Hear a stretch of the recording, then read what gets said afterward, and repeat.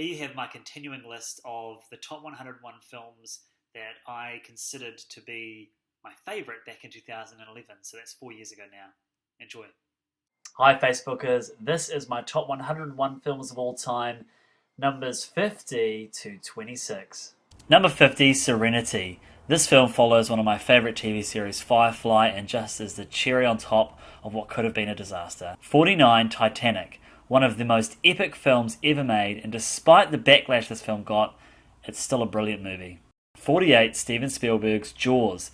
This film, which has attributed so many people from being scared in the water, is just brilliant and one of the first summer blockbusters. 47, Aladdin.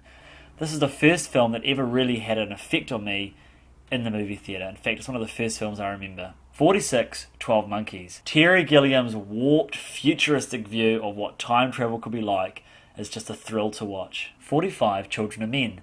This film has some of the most impressive cinematography ever put on film, and just the idea of what lack of hope can do to a nation is quite powerful. 44, Toy Story. This film revolutionised animated films forever, and it was just a whole lot of fun for me as a 9-year-old. 43, Finding Nemo. This film is just beautiful to look at. I'm kind of scared of the ocean, and so this film is just great. 42, The Piano. This is one of the best New Zealand films ever to come out. I've never quite seen anything like it, and it's just beautiful to look at. 41, Jackie Brown. Quentin Tarantino's follow-up to Pulp Fiction, which a lot of people despise, but I think it's a really brilliant look at getting old. 40, The Thing. This film has got some of the most impressive special effects ever made, and is still genuinely scary to this day. 39, Pulp Fiction.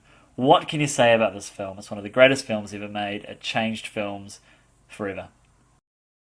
38, Night of the Living Dead.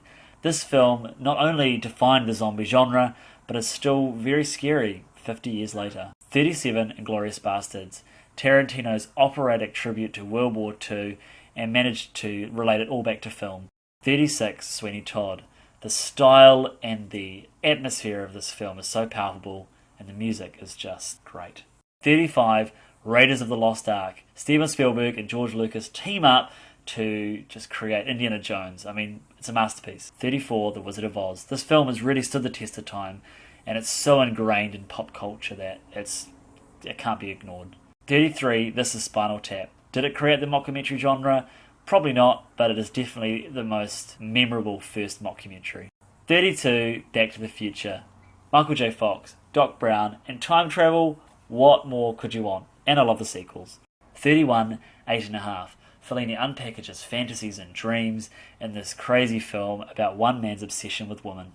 30, The Incredibles. This is the best superhero film ever made. It manages to pull off all the cliches well and still remain a kid's film. 29, The Graduate. Dustin Hoffman, Mrs. Robinson, Simon Garfunkel.